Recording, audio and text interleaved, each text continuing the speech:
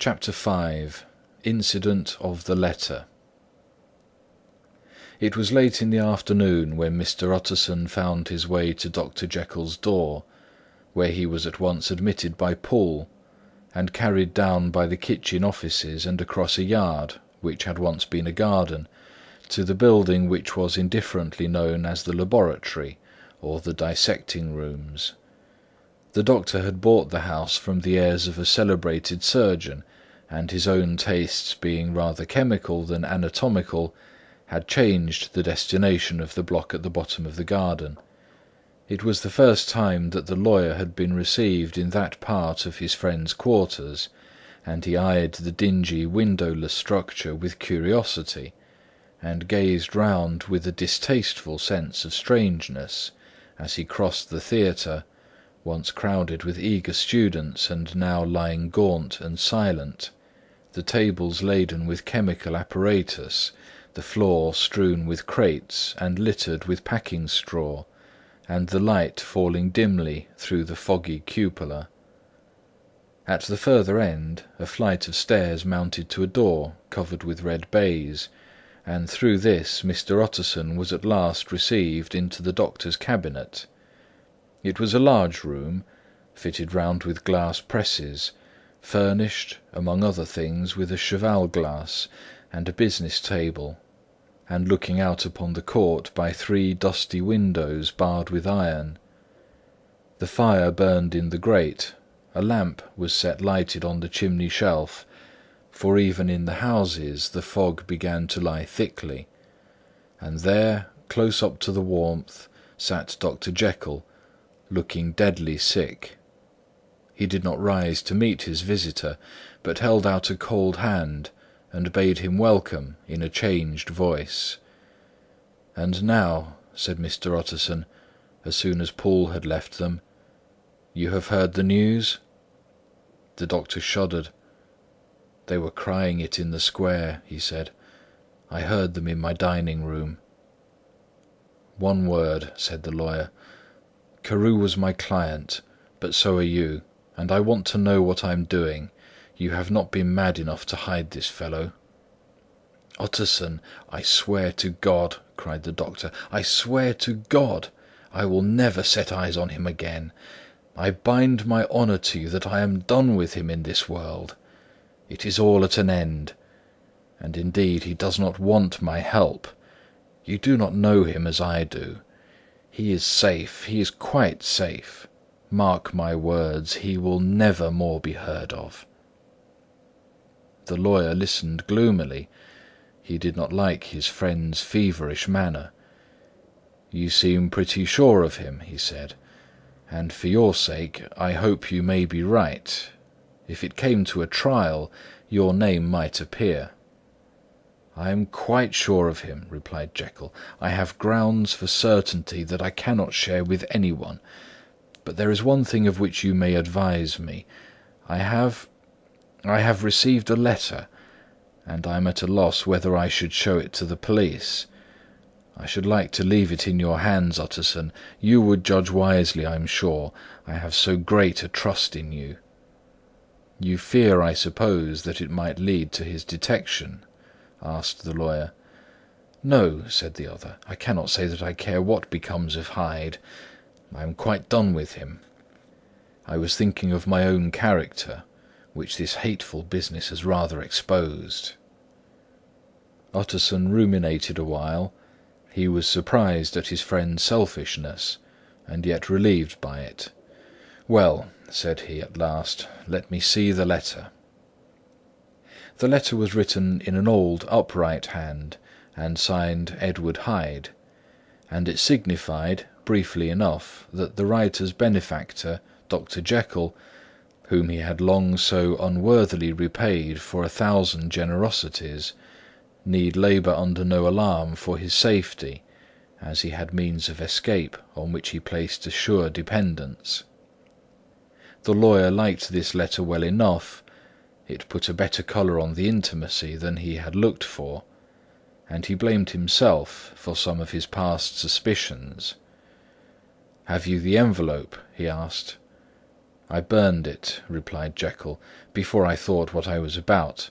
But it bore no postmark. The note was handed in."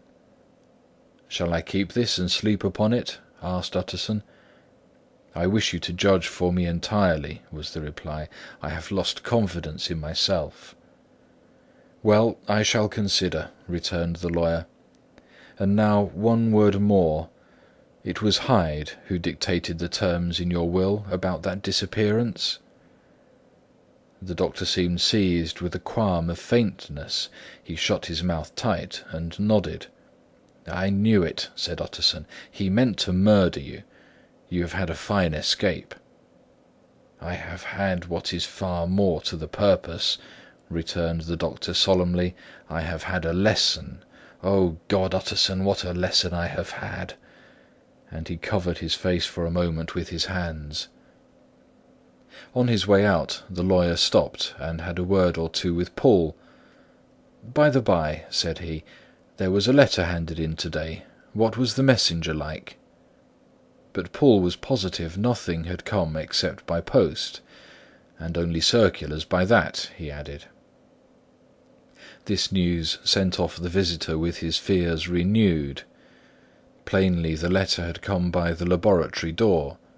Possibly, indeed, it had been written in the cabinet, and if that were so, it must be differently judged, and handled with the more caution. The newsboys, as he went, were crying themselves hoarse along the footways. "Special edition! Shocking murder of an MP!" That was the funeral oration of one friend and client, and he could not help a certain apprehension lest the good name of another should be sucked down in the eddy of the scandal. It was, at least, a ticklish decision that he had to make, and self-reliant as he was by habit, he began to cherish a longing for advice. It was not to be had directly, but perhaps, he thought, it might be fished for. Presently after, he sat on one side of his own hearth, with Mr. Guest, his head clerk, upon the other, and midway between, at a nicely calculated distance from the fire, a bottle of a particular old wine that had long dwelt unsunned in the foundations of his house. The fog still slept on the wing above the drowned city, where the lamps glimmered like carbuncles, and through the muffle and smother of these fallen clouds, the procession of the town's life was still rolling in through the great arteries with a sound as of a mighty wind. But the room was gay with firelight. In the bottle the acids were long ago resolved. The imperial dye had softened with time, as the colour grows richer in stained windows, and the glow of hot autumn afternoons on hillside vineyards was ready to be set free and to disperse the fogs of London. Insensibly the lawyer melted. There was no man from whom he kept fewer secrets than Mr. Guest, and he was not always sure that he kept as many as he meant. Guest had often been on business to the doctor's. He knew Poole. He could scarcely have failed to hear of Mr. Hyde's familiarity about the house. He might draw conclusions. Was it not as well, then, that he should see a letter which put that mystery to rights? And above all, since Guest, being a great student and critic of handwriting, would consider the step natural and obliging. The clerk, besides, was a man of counsel. He would scarce read so strange a document without dropping a remark, and by that remark Mr. Utterson might shape his future course. "This is a sad business about Sir Danvers," he said. "Yes, sir, indeed. It has elicited a great deal of public feeling," returned Guest. "The man, of course, was mad." "I should like to hear your views on that," replied Utterson. "I have a document here in his handwriting. It is between ourselves, for I scarce knew what to do about it. It is an ugly business at the best. But there it is, quite in your way, a murderer's autograph." Guest's eyes brightened, and he sat down at once and studied it with passion. "No, sir," he said, "not mad. But it is an odd hand." "And by all accounts a very odd writer," added the lawyer. Just then the servant entered with a note. "Is that from Dr. Jekyll, sir?" inquired the clerk. "I thought I knew the writing. Anything private, Mr. Utterson?" "Only an invitation to dinner. Why, do you want to see it?"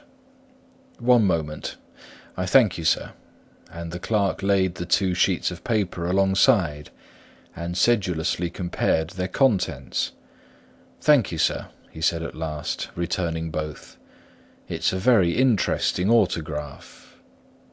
There was a pause, during which Mr. Utterson struggled with himself. "Why did you compare them, Guest?" he inquired suddenly. "Well, sir," returned the clerk, "there's a rather singular resemblance. The 2 hands are in many points identical, only differently sloped." "Rather quaint," said Utterson. "It is, as you say, rather quaint," returned Guest. "I wouldn't speak of this note, you know," said the master. "No, sir," said the clerk, "I understand." But no sooner was Mr. Utterson alone that night than he locked the note into his safe, where it reposed from that time forward. "What!" he thought, "Henry Jekyll forge for a murderer!" And his blood ran cold in his veins.